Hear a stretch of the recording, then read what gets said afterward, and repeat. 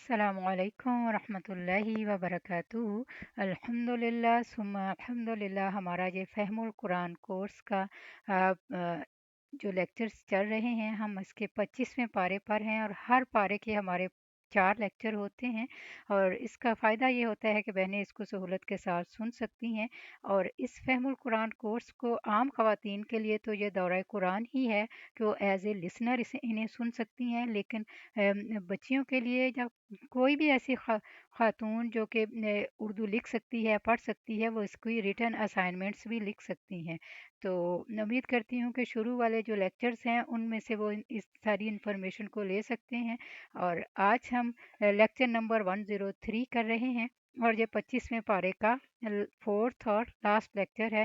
اور امید کرتی ہوں کہ اللہ تعالی ہمیں ان چیزوں اس میں جو بھلائیاں ہمیں عطا فرمائے، اور جو چیزیں ہم اس میں سنیں ہمیں اس پر سمعنا و اطعنا کرنے کی توفیق عطا فرمائے، کہ ہم جو کچھ سنیں اس کو ہم اپنے عمل میں لانے والے بنیں اور اپنی اگلی نسلوں تک پہنچانے والے بنیں۔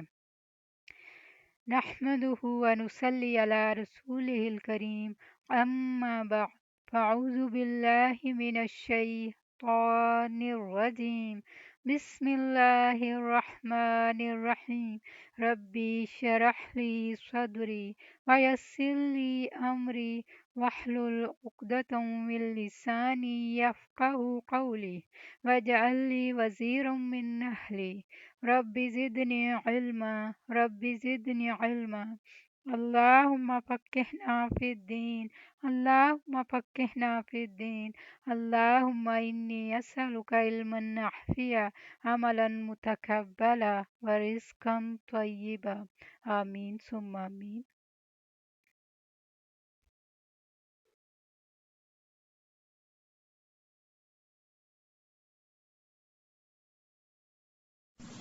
سورۃ الدخان، بسم اللہ الرحمن الرحیم، حامیم والکتاب المبین۔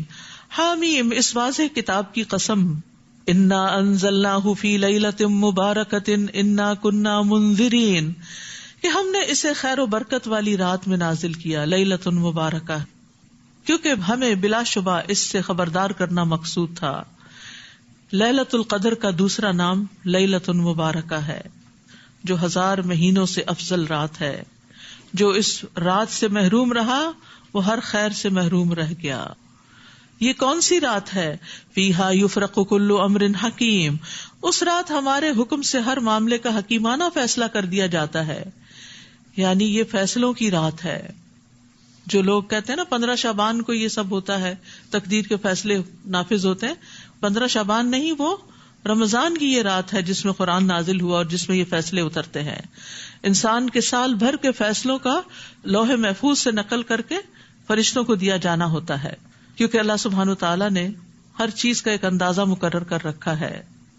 رسول اللہ صلی اللہ علیہ وسلم نے فرمایا، ہر چیز تقدیر سے وابستہ ہے، یہاں تک کہ فہم و فراست بھی اور بے بسی بھی۔ تقدیر پر ایمان کے بغیر ایمان مکمل نہیں ہوتا۔ تقدیر کا انکار انسان کو جہنم میں پہنچا دیتا ہے، تو یہ ہمارے ایمان اور بیسک عقیدے کا ایک حصہ ہے، اس کا درست ہونا بھی ضروری ہے۔ بلا شبہ ہم ہی رسول بھیجنے والے ہیں، اور یہ آپ کے رب کی رحمت کی بنا پر تھا۔ بلا شبہ وہ سب کچھ سننے والا اور جاننے والا ہے۔ وہ آسمان و زمین اور جو کچھ ان کے درمیان موجود ہے سب چیزوں کا مالک ہے۔ اگر تم واقعی یقین کرنے والے ہو، اس کے سوا کوئی الہ نہیں، وہی زندہ کرتا ہے اور مارتا ہے، وہ تمہارا بھی رب ہے اور تمہارے پہلے آباء و اجداد کا بھی، بلکہ وہ اس معاملے میں شک میں پڑے کھیل رہے ہیں۔ سو آپ اس دن کا انتظار کیجئے جب آسمان سے صریح دھواں ظاہر ہوگا، یعنی قرب قیامت میں، جو لوگوں پر چھا جائے گا۔ یہ دردناک عذاب ہوگا۔ اس وقت لوگ پکار اٹھیں گے، اے ہمارے رب، ہم سے عذاب کو دور کر دے، ہم ایمان لاتے ہیں۔ لیکن یاد رکھیے کہ جب بڑی نشانیاں ظاہر ہو جائیں گی تو ایمان لانا فائدہ نہ دے گا۔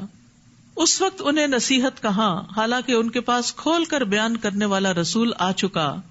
پھر ان لوگوں نے اس رسول سے منہ پھیر لیا اور کہنے لگے، یہ تو سکھایا پڑھایا دیوانہ ہے، ہم تھوڑی مدت کے لیے عذاب ہٹا دیں گے، مگر تم لوگ پھر وہی کچھ کرو گے جو پہلے کرتے رہے۔ پھر جس دن ہم بڑی سخت گرفت کریں گے تو پھر انتقام لے کر رہیں گے، اشارہ ہے جنگ بدر کی طرف، اور ان سے پہلے ہم فرعون کی قوم کو آزما چکے ہیں. ان کے پاس ایک معزز رسول آیا جس نے کہا کہ اللہ کے بندوں کو میرے حوالے کر دو، میں تمہارے لیے ایک امانت دار رسول ہوں، اور یہ کہ اللہ کے مقابلے میں سرکشی نہ کرو. میں تمہارے سامنے صریح دلیل پیش کرتا ہوں، اور میں نے اپنے اور تمہارے رب کی پناہ لے لی کہ تم مجھے سنگسار کر سکو، اور اگر تم میری بات پر ایمان نہیں لاتے تو مجھ سے الگ ہو جاؤ. فدعا ربہ ان ہؤلاء قوم مجرمون. پھر موسیٰ نے اپنے رب کو پکار کر کہا کہ یہ لوگ مجرم ہیں. اللہ نے حکم دیا، میرے بندوں کو رات کے وقت لے کر نکل جاؤ، یقیناً تمہارا تعاقب کیا جائے گا، اور سمندر کو کھڑے کا کھڑا چھوڑ کر پار نکل جاؤ، تمہارے بعد ان کا تمام لشکر ڈبو دیا جائے گا. کم ترکوا من جنات وعیون وزروع ومقام کریم ونعمت کانوا فیہا فاکہین. وہ کتنے ہی باغ اور چشمے چھوڑ گئے، اور کھیت اور عمدہ عمارتیں بھی، اور نعمت کے سامان بھی جن میں وہ مزے اڑاتے تھے، سب پیچھے رہ گیا. حسرت امیز انجام. اسی طرح ہوا، اور ہم نے ایک دوسری قوم کو ان کا وارث بنا دیا. پھر نہ آسمان ان پہ رویا اور نہ زمین ہی، اور نہ ہی انہیں کچھ مہلت دی گئی. یاد رکھیے جب کوئی نیک بندہ فوت ہوتا ہے تو جہاں وہ سجدے کرتا ہے، عبادت کرتا ہے، جہاں وہ ذکر کرتا ہے، وہ جگہ اس کو یاد کرتی. لیکن جب کوئی ظالم فوت ہوتا ہے تو ہر چیز شکر ادا کرتی ہے. تو قوم فرعون کا کوئی نیک عمل نہیں تھا کہ جو آسمان اور زمین والے ان کے پیچھے ان کے لیے روتے. یعنی کسی کو صدمہ ہی نہیں پہنچا. رویا کب جاتا ہے؟ جب انسان کو کوئی صدمہ پہنچتا ہے. اور بنی اسرائیل کو ہم نے رسوا کرنے والے عذاب سے نجات دی، یعنی فرعون سے. وہ حد سے بڑھنے والوں میں سے سر نکال رہا تھا. اور ہم نے بنی اسرائیل کو اپنے علم کی بنا پر جہانوں پر ترجیح دی، چن لیا انہیں، اور ہم نے انہیں ایسی نشانیاں دی جن میں صریح آزمائش تھی. یہ لوگ تو یہ کہتے ہیں ہماری بس پہلی موت ہی ہے اور ہم دوبارہ اٹھائے نہیں جائیں گے. اگر تم سچے ہو تو ہمارے آباء و اجداد کو لا کر دکھاؤ. کیا یہ بہتر ہے یا قوم تبا؟ یمن کے ملوک کا تبا لقب تھا. اور اس سے پہلے کے لوگ، ہم نے ان سب کو ہلاک کر دیا کیونکہ وہ مجرم تھے. نیز ہم نے آسمانوں اور زمین کو اور جو چیزیں ان کے درمیان ہیں کھیل کے طور پہ پیدا نہیں کیا.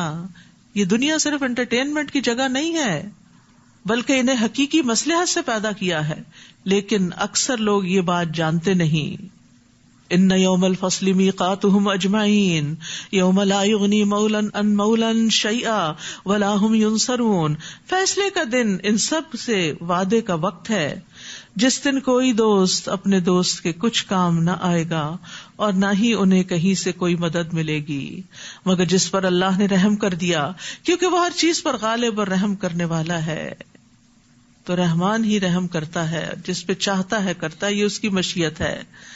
ان شجرۃ الزقوم طعام الاثیم. بے شک تھور کا درخت، زقوم کا درخت گنہگار کا کھانا ہوگا، جو پگھلے ہوئے تانبے کی طرح پیٹوں میں جوش مارے گا، ابلے گا، کھولے گا، جیسے کھولتا ہوا پانی جوش مارتا ہے. استغفر اللہ. یہ کیتلی ابلتی ہے نا جب، تو اس وقت دیکھا کرے. پھر حکم ہوگا کہ اسے پکڑ لو، پھر اسے گھسیٹتے گھسیٹتے جہنم کے درمیان تک لے جاؤ، پھر کھولتے پانی کا عذاب اس کے سر کے اوپر سے انڈیل دو. پھر اسے کہا جائے گا اب سزا چکھ، تو بڑا معزز اور شریف بنا پھرتا تھا. دنیا میں بظاہر تو بڑی چیز بنا ہوا تھا، آج دیکھو کہ تمہارا حال کیا ہوتا ہے. یعنی جیسا اس کا قصور تھا ویسا ہی اس کا انجام. جھوٹی عزت آخرت میں کوئی فائدہ نہ دے گی. ان المتقین فی مقام امین فی جنات وعیون. اس کے مقابلے میں پرہیزگار لوگ امن کی جگہ میں ہوں گے، باغوں اور چشموں میں. امن ہونا کسی بھی مقام کا اصل حسن ہے. وہ جگہ بڑی ہی اچھی لگتی ہے، چاہے ویسے معمولی سی ہو، جہاں انسان کو ایک سکون حاصل ہوتا ہے، جہاں وہ پیس فیل کرتا ہے، چاہے وہ ایک درخت کا سایہ ہو، چاہے وہ ایک معمولی سی مسجد ہو، چاہے وہ کوئی ذکر کا حلقہ ہو معمولی سے لوگوں کا. وہ جگہ خوبصورت ہو جاتی ہے کیونکہ وہاں امن ہوتا ہے. تو جنت کا بھی اصل حسن کیا ہے کہ ساری نعمتوں کے ساتھ امن. اور دنیا میں ساری نعمتیں ہوں، اگر امن نہ ہو تو انسان کی پریشانی اسے نعمتوں سے فائدہ اٹھانے نہیں دیتی. وہاں اس جنت میں باغوں اور چشموں میں ہوں گے وہ باریک اور گاڑھے ریشم کا لباس پہنے، آمنے سامنے بیٹھے ہوں گے، فیس ٹو فیس. اور ہم انہیں بڑی بڑی آنکھوں والی اور سفید جسم والی عورتوں سے بیاہ دیں گے. وہاں امن اور اطمینان سے ہر قسم کے میوے طلب کریں گے، یعنی ساری ہی نعمتیں جمع ہو جائیں گی. من پسند کھانے ملیں گے، جو پھل ان پہ جھکے ہوئے ہوں گے، ان کے نزدیک ہوں گے، کبھی ختم نہیں ہوں گے. دنیا میں تو سیزن ختم ہو جاتا ہے نا، عمدہ قسم کے انگور آتے ہیں، پھر وہ اس کا موسم چلا جاتا ہے، آپ لاکھ کوشش کریں، پوری مارکیٹ چھان مارے، آپ کو نہیں ملیں گے. اسی طرح باقی بھی بہت سی چیزیں، یعنی بعض چیزیں مخصوص اوقات میں ہی دنیا میں پیدا ہوتی ہیں، آپ دوسرے وقت میں ان کو پیدا کرنے کی کوشش کریں تو وہ نہیں حاصل ہوتی. لیکن وہاں پر ہر موسم میں ہر پھل، اور پھر اتنے ہوں گے کہ جو کبھی ختم نہ ہوں گے، نہ کبھی روکے جائیں گے. اور پھر یہ کہ ایک ایک پھل کا خوشہ اتنا بڑا ہوگا کہ ختم ہونے کا نام نہ لے گا. رسول اللہ صلی اللہ علیہ وسلم نے فرمایا، میں نے جنت دیکھی تو اس میں سے ایک خوشہ لینا چاہا، اگر میں لے لیتا تو تم اسے اس وقت تک کھاتے رہتے جب تک دنیا موجود ہے. لا یذوقون فیہا الموت الا الموتۃ الاولی ووقاہم عذاب الجحیم. وہاں وہ موت کا مزہ نہیں چکھیں گے، بس پہلی موت جو دنیا میں آ چکی بس آ چکی، اور اللہ انہیں جہنم کے عذاب سے بچا لے گا. یہ آپ کے رب کا فضل ہوگا، یہ بہت بڑی کامیابی ہے. اصل کامیابی یہی ہے. فَإِنَّمَا يَسَّرْنَاهُ بِلِسَانِكَ لَعَلَّهُمْ يَتَذَكَّرُونَ. ہم نے اس قرآن کو آپ کی زبان میں آسان بنا دیا ہے تاکہ لوگ نصیحت حاصل کریں. یہ آسان کتاب ہے، کسی فلسفے کی کتاب کی طرح اس میں کوئی ایسی گتھیاں نہیں جو سلجھ نہ سکیں، جو آپ کو سمجھ میں نہ آئے، کوئی فارمولاز نہیں، کوئی ایسی چیزیں نہیں کہ جو آپ کی سمجھ سے بالا ہوں. صاف سمجھ میں آنے والی چیز ہے. سو آپ انتظار کیجئے، وہ بھی انتظار کر رہے ہیں. سورۃ الجاثیہ. بسم اللہ الرحمن الرحیم. حامیم تنزیل الکتاب من اللہ العزیز الحکیم. حامیم، یہ کتاب اللہ کی طرف سے نازل ہوئی ہے جو زبردست اور حکمت والا ہے. بلا شبہ آسمانوں اور زمین میں ایمان لانے والوں کے لیے کئی نشانیاں ہیں، اور خود تمہاری اور ان جانوروں کی پیدائش میں بھی جو اس نے زمین میں پھیلا رکھے ہیں یقین کرنے والوں کے لیے نشانیاں ہیں. نیز رات اور دن کے بدلنے میں، اور جو اللہ نے آسمان سے رزق نازل فرمایا، پھر اس زمین کو مرنے کے بعد زندہ کر دیا، اور ہواؤں کی گردش میں ان لوگوں کے لیے بہت سی نشانیاں ہیں جو عقل سے کام لیتے ہیں. تو یہاں توحید کے دلائل دیے گئے ہیں جس میں مختلف چیزوں کی پیدائش کا ذکر ہے، آسمان کا، زمین کا، لوگوں کا، جانوروں کا، رات کا، دن کا، پھر آسمان سے بارش کے آنے کا، اور اس سے زمین کے زندہ ہونے کا، پھر ہواؤں کو چلانے کا. تو یہ سارے دلائل ہمارے سامنے ہیں تاکہ ہم اللہ کی وحدانیت پر ایمان رکھیں. یہ اللہ کی آیات ہیں جنہیں ہم آپ کو ٹھیک ٹھیک پڑھ کر سنا رہے ہیں. پھر اللہ اور اس کی آیات کے بعد آخر وہ کون سی بات ہے جس پر یہ لوگ ایمان لائیں گے؟ تباہی ہے ہر اس بہتان تراش اور گناہگار کے لیے جس کے سامنے اللہ کی آیات پڑھی جاتی ہیں اور وہ انہیں سنتا ہے، پھر از راہ تکبر اپنی بات پہ یوں اڑ جاتا ہے جیسے اس نے انہیں سنا ہی نہ ہو. ایسے شخص کو آپ دردناک عذاب کی بشارت دے دیجئے. یعنی جو قرآن سن کر اس پر ایمان نہ لائیں، اس کی باتوں پر یقین نہ کریں، پھر ان کی یہ جزا ہے. اور جب ہماری آیات میں سے کچھ معلوم کر لیتا ہے تو اسے مذاق بنا لیتا ہے. ایسے لوگوں کو ذلت کا عذاب ہوگا، پھر اس کے بعد ان کے لیے جہنم ہے، اور جو کچھ انہوں نے دنیا میں کمایا نہ تو وہ ان کے کچھ کام آئے گا، اور نہ وہ جنہیں انہوں نے اللہ کے سوا کارساز بنا رکھا تھا، اور انہیں بڑا سخت عذاب ہوگا. یہ قرآن تو سراسر ہدایت ہے، اور جو لوگ اپنے رب کی آیات کے منکر ہیں ان کے لیے عذاب ہے دردناک عذاب میں سے. اللہ ہی ہے جس نے سمندر کو تمہارے تابع کر دیا تاکہ اس کے حکم سے اس میں کشتیاں چلیں، اور تم اس کا فضل تلاش کرو اور اس کے شکر گزار بنو.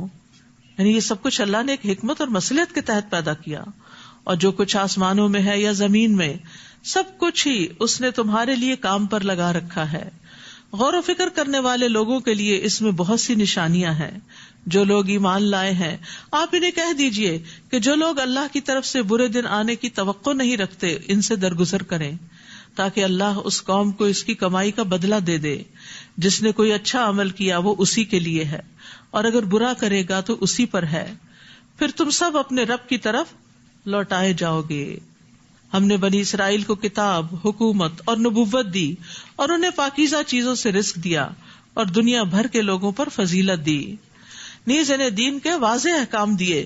پھر جو انہوں نے اختلاف کیا تو لا علمی کی بنا پر نہیں بلکہ علم آ جانے کے بعد کیا، اور اس کی وجہ ایک دوسرے پر زیادتی کرنا تھی. اور جن باتوں میں یہ اختلاف کرتے تھے قیامت کے دن آپ کا رب ان کے درمیان فیصلہ کر دے گا. پھر ہم نے آپ کے لیے دین کا ایک طریقہ مقرر کیا ہے، آپ بس اس کی پیروی کیجیے اور ان لوگوں کی خواہشات کی پیروی نہ کیجیے جو علم نہیں رکھتے.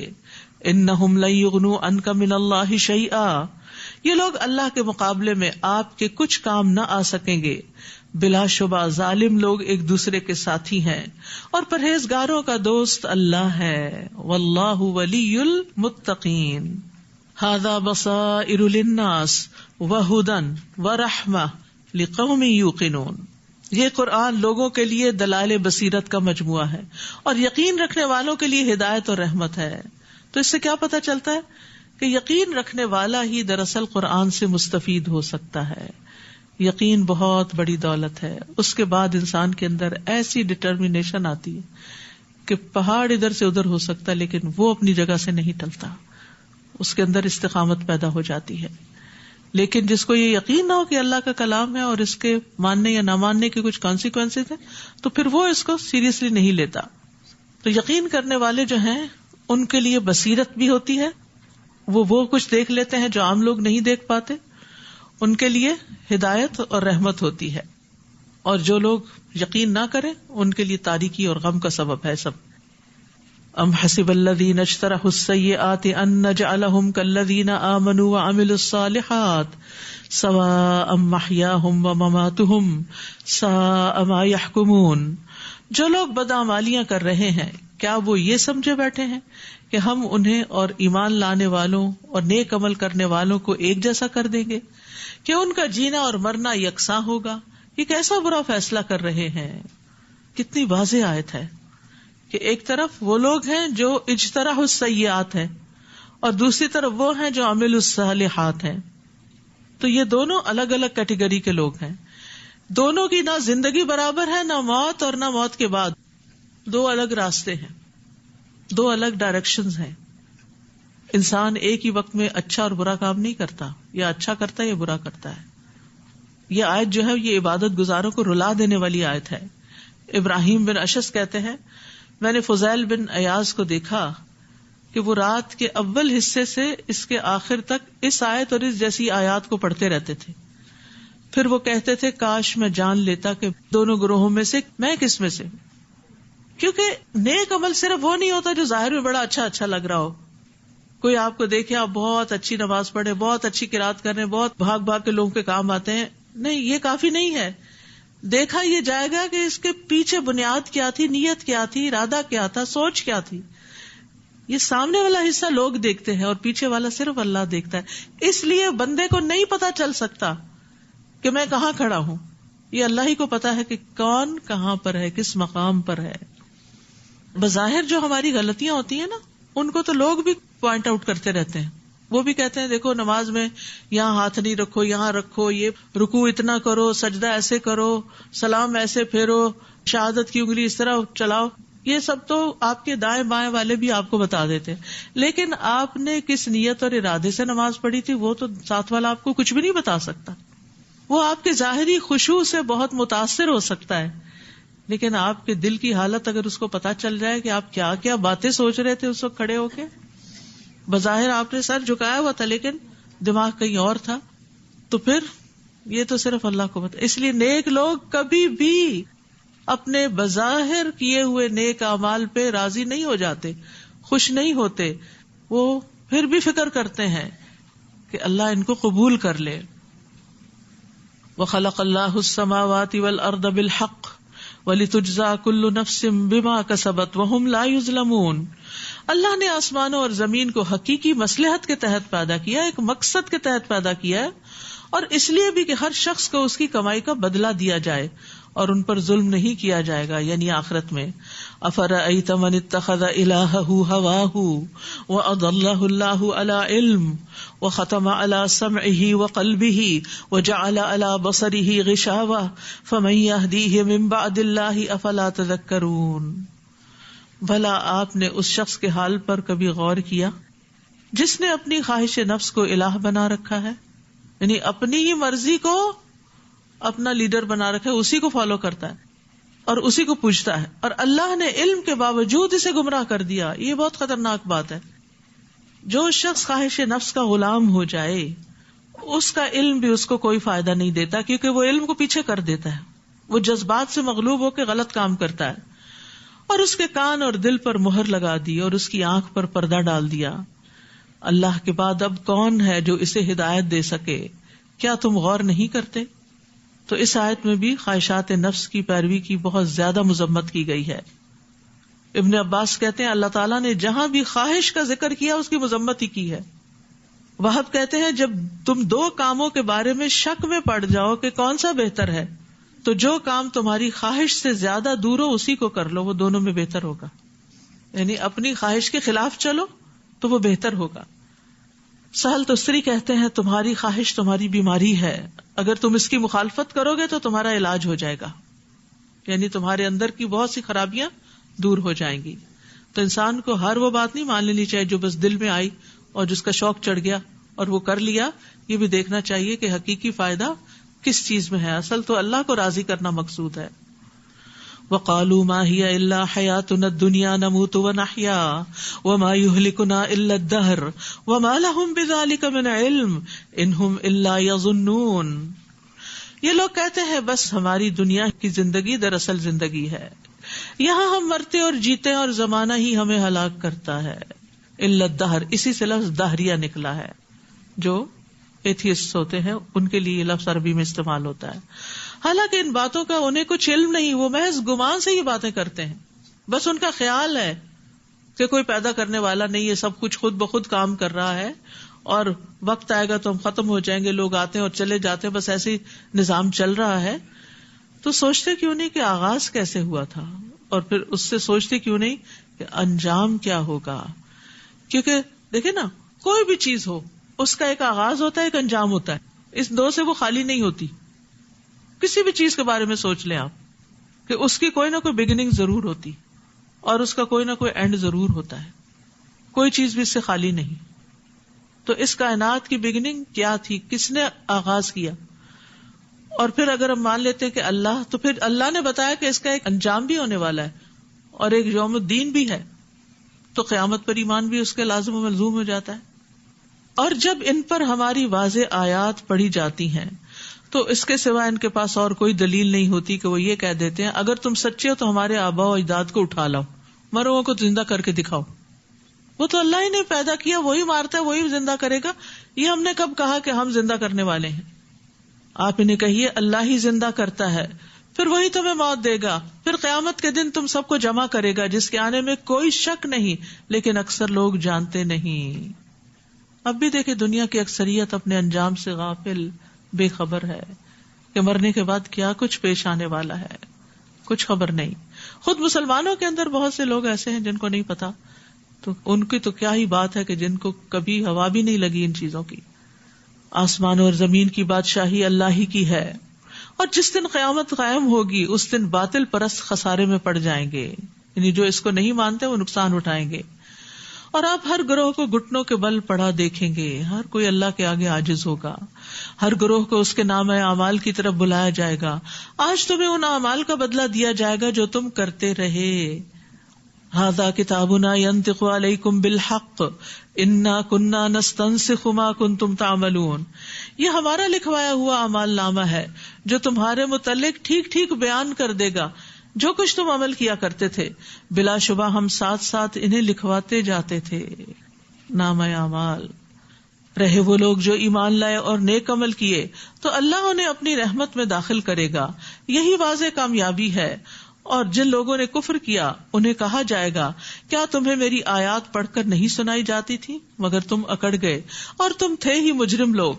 اور جب تمہیں کہا جاتا کہ اللہ کا وعدہ سچا ہے اور قیامت کے آنے میں کوئی شک نہیں تو تم کہہ دیتے تھے ہم نہیں جانتے قیامت کیا چیز ہے، ہم تو اسے ایک ظنی چیز شمار کرتے ہیں، یعنی خیال ہے بس، یعنی خواب کی طرح ہے، اور ظنی چیز پر ہم یقین نہیں کر سکتے. اس وقت ان پر ان کے اعمال کی برائیاں ظاہر ہونے لگے گی اور جس عذاب کا وہ مذاق اڑایا کرتے تھے وہ انہیں آ گھیرے گا.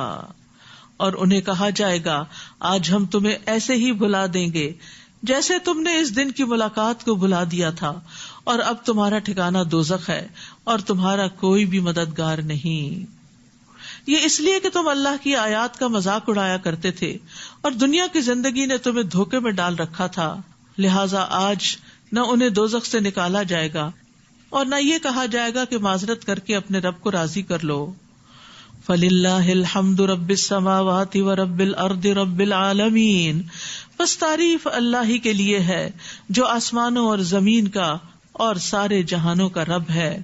وَلَهُ الْكِبْرِيَاءُ فِي السَّمَاوَاتِ وَالْأَرْضِ وَهُوَ الْعَزِيزُ الْحَكِيمُ، آسمانوں اور زمین میں کبریائی اسی کے لیے ہے اور وہ زبردست ہے، حکمت والا ہے۔ یاد رکھیے یہ کبریائی، یہ بڑائی اللہ کا وصف ہے۔ رسول اللہ صلی اللہ علیہ وسلم نے فرمایا، اللہ عز و جل فرماتا ہے، بڑائی میرے اوپر کی چادر ہے اور عظمت میرے نیچے کی چادر ہے، چنانچہ جو کوئی ان میں سے کسی ایک کو بھی کھینچنے کی کوشش کرے گا تو میں اسے جہنم میں جھونک دوں گا۔ عبداللہ بن عمر رضی اللہ عنہ کہتے ہیں، ایک دن رسول اللہ صلی اللہ علیہ وسلم نے ممبر پر یہ آیت تلاوت فرمائی، والسماوات مطویات بیمینہ سبحانہ وتعالی عما یشرکون، اور کہنے لگے کہ اللہ تعالیٰ اپنی بزرگی خود بیان کرے گا اور کہے گا میں ہوں جبار، میں ہوں متکبر، میں ہوں بادشاہ، میں ہوں غالب۔ رسول اللہ صلی اللہ علیہ وسلم یہ بات بار بار دہرانے لگے، یعنی اللہ کی بڑائی بیان کرنے لگے، یہاں تک کہ آپ کی وجہ سے ممبر کانپنے لگا، یہاں تک کہ ہمیں اندیشہ ہونے لگا کہ کہیں نبی صلی اللہ علیہ وسلم نیچے نہ گر پڑے۔ یعنی اللہ کی بڑائی بیان کرنا اور اللہ کی بڑائی اور عظمت کو محسوس کرنا کوئی معمولی چیز نہیں ہے۔ اللہ تعالیٰ لیس کمثلہ شیء، سب سے بڑا ہے، وہو العلی العظیم ہے۔ جنت میں بھی اللہ تعالیٰ کے چہرے پر کبریائی کی چادر ہوگی۔ رسول اللہ صلی اللہ علیہ وسلم نے فرمایا، جنت میں 2 باغ چاندی کے ہوں گے جن کے برتن اور تمام دوسری چیزیں چاندی کی ہوں گی، ہر چیز جو بھی یوٹینسل وغیرہ استعمال کی چیزیں ہیں، اور 2 سونے کے باغ ہوں گے جن کے تمام برتن اور دوسری چیزیں سونے کی ہوں گی، اور جنت عدن میں جنتیوں کے اپنے رب کے دیدار میں کوئی چیز رکاوٹ نہ ہوگی سوائے کبریائی کے چادر کے جو اس کے چہرے پر موجود ہوگی۔ تو اللہ کی بڑائی علم والے ہی جانتے ہیں اور ہمیں اس کو یاد بھی رکھنا چاہیے اور محسوس بھی کرنا چاہیے۔ آخری 2 آیات کی تلاوت۔ فَلِلَّهِ الْحَمْدُ رَبِّ السَّمَاوَاتِ وَرَبِّ الْأَرْضِ رَبِّ الْعَالَمِينَ وَلَهُ الْكِبْرِيَاءُ فِي السَّمَاوَاتِ وَالْأَرْضِ وَهُوَ الْعَزِيزُ الْحَكِيمُ فَلِلَّهِ الْحَمْدُ رَبِّ السَّمَاوَاتِ وَرَبِّ الْأَرْضِ رَبِّ الْعَالَمِينَ وَلَهُ الْكِبْرِيَاءُ فِي السَّمَاوَاتِ وَالْأَرْضِ وَهُوَ الْعَزِيزُ الْحَكِيمُ۔ جس دن انسان اللہ کو بڑا سمجھ لیتا ہے اس دن اس کے لیے اللہ تعالیٰ کے سارے احکامات پر عمل آسان ہو جاتا ہے۔ اصل مشکل ہی یہ ہے کہ ہم نے اللہ کو پہچانا نہیں، اس کی قدر ہی نہیں کی جیسے قدر کرنے کا حق ہے۔ اللہ ہمیں سکھا دے، اللہ ہمیں سمجھا دے۔ وآخر دعوانا ان الحمد للہ رب العالمین۔ قرآن مجید کو بہترین طریقے سے پڑھنا آپ کے لیے، آپ کے بچوں کے لیے بہت ضروری ہے۔ تو الحمدللہ تعلیم التجوید کا کورس آئندہ پیش کیا جا رہا ہے جس میں تجوید بھی ہوگی، ترتیل بھی ہوگی، اور اسی طرح بچوں کا مفتاح القرآن بھی جس کی معلومات آپ لے سکتے ہیں۔ السلام علیکم ورحمۃ اللہ وبرکاتہ۔ الحمد للہ ثم الحمد للہ، ہمارا 25واں پارہ کمپلیٹ ہو گیا ہے اور اس کی آخری آیت بہت ہی خوبصورت ہے، آخری 2 آیات، اور اس کی ہم نے تلاوت بھی ابھی سنی۔ تو آپ بھی جب بھی اس صورت پر پہنچیں تو اس آیت کو بہت توجہ سے پڑھیں اور بار بار پڑھیں اور اللہ تعالیٰ کی بڑائی اور کبریائی کو محسوس کریں۔ اور اس کے علاوہ اس میں خواہشات نفس کا ذکر ہوا تھا اوپر والی آیات میں، اور آپ صلی اللہ علیہ وسلم نے فرمایا تھا کہ قیامت کے نزدیک سب سے برا اللہ جو جس کی سب سے زیادہ لوگ عبادت کریں گے وہ ان کا نفس ہوگا۔ تو آج کل اگر آپ دیکھیں تو یہ بہت ہی عام ہو گئی ہے یہ چیز کہ اللہ تعالیٰ نے تو ہمیں پورا شیڈیول دے دیا ہے کہ ہمیں کس وقت کھانا چاہیے، کس وقت سونا چاہیے، ہماری عبادات کے کون سے ٹائمنگز ہیں، ہر چیز اللہ تعالیٰ نے ہمارے لیے کلیئر کر دی ہے، اور آپ صلی اللہ علیہ وآلہ وسلم نے ہمیں وہ سب کچھ کر کے دکھا دیا ہے۔ لیکن اگر ہم دیکھتے ہیں کہ اب لوگوں نے سونے کے اپنے اوقات مقرر کر لیے ہیں، کھانا کھانے کے اپنے اوقات مقرر کر لیے ہیں، اور جس کی وجہ سے معاشرتی تعلقات بہت کمزور ہو گئے ہیں، یعنی ایک دوسرے سے ملنا جلنا بہت مشکل ہو گیا ہے۔ جیسے کہ صبح کے بارے میں آتا ہے کہ اللہ تعالیٰ نے صبح کے وقت میں برکت رکھی ہے، اور آپ صلی اللہ علیہ وسلم نے اس پر بہت زیادہ تاکید فرمائی ہے کہ اللہ نے صبح کے ٹائم میں برکت رکھی ہے، اور آپ خود اس چیز کو محسوس کر سکتے ہیں کہ پہلے ہمارے جو اسلاف تھے یا ہمارے بزرگ تھے وہ صبح سویرے اٹھتے تھے، اگر انہوں نے کہیں جانا ہوتا تھا یا کوئی کام کرنا ہوتا تھا تو وہ صبح فجر کے بعد سے شروع کر دیتے تھے، اور بالکل اس چیز کا رواج نہیں ہوتا تھا گھروں میں کہ کوئی فجر کی نماز کے بعد سو سکے۔ تو وہ وقت بڑا ہی برکت والا ٹائم ہے، اس میں اگر آپ کوئی گھر کا کام کرنا چاہیں یا آپ کوئی علم سیکھنے سکھانے کا کام کرنا چاہیں تو وہ بہت ہی اچھے طریقے سے ہوتا ہے، اور بہت آپ لائٹ محسوس کرتے ہیں، اور آپ پر کسی قسم کا کوئی دباؤ یا بوجھ بھی نہیں ہوتا۔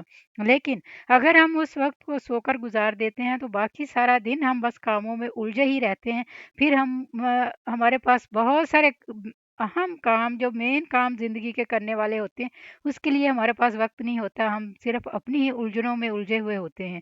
تو اس لیے بہت ضروری ہے کہ ہم اپنی خواہشات نفس کو کنٹرول کریں، اور ہم سمعنا و اطعنا والی زندگی گزاریں کہ اللہ تعالیٰ نے ہمارے لیے جو اوقات جن کاموں کے لیے مقرر کر دیے ہیں ہم ان کاموں کو دیکھیں۔ مثلا سونے کے اوقات کہتے ہیں کہ عشاء کے بعد اگر ہم سوتے ہیں اور فجر سے پہلے 1 گھنٹہ پہلے اٹھتے ہیں تو وہ ہماری باڈی کے لیے بہت ہی مفید ٹائم ہے، اس میں ہمارے اندر جو سیلز کی توڑ پھوڑ ہوتی ہے، جو بھی امبیلنس کچھ بھی ہوتا ہے وہ ہمارا بالکل ٹھیک ہو جاتا ہے، اور اس سے ہم ایک دم فریش ہو کے اٹھتے ہیں۔ لیکن اگر ہم وہی ٹائم اور کاموں میں گزاریں اور دن کو سارا دن سوئے رہیں تو ہم صحت کے بہت سارے مسائل کا شکار ہو رہے ہیں، اور یہ آپ اپنے ارد گرد بھی دیکھ رہے ہیں۔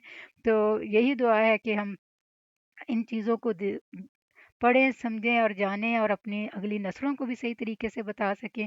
اور میں امید کرتی ہوں کہ بہنیں سونے اٹھنے کے اوقات کی خود بھی پابندی کریں گے اور اپنے بچوں کو بھی سکھائیں گی، اور قرآن پاک کے اس مفہوم کو بار بار سنیں گی، بار بار جاننے کی کوشش کریں گی، تو انشاءاللہ اللہ تعالیٰ ہمارے لیے آسانیاں پیدا فرمائیں گے۔ اور اللہ تعالیٰ سے دعا ہے کہ اللہ تعالیٰ ہماری پچھلی ساری گناہوں اور غلطیوں کو معاف فرما دے، اور ہمیں نیکیوں کے راستوں پہ چلنا ہمارے لیے آسان بنا دے، اس قرآن پاک کو ہماری زندگی کا بہترین ساتھی بنا دے، اور ہمارے قبر کا بہترین روشنی پیدا کرنے والا بہترین دوست بنا دے، اور حشر کے میدان کا ہمارا سفارشی بنا دے، اور یہ قرآن پاک اور ہمارے جسم کے سارے اعضاء ہمارے حق میں گواہی دینے والے ہوں۔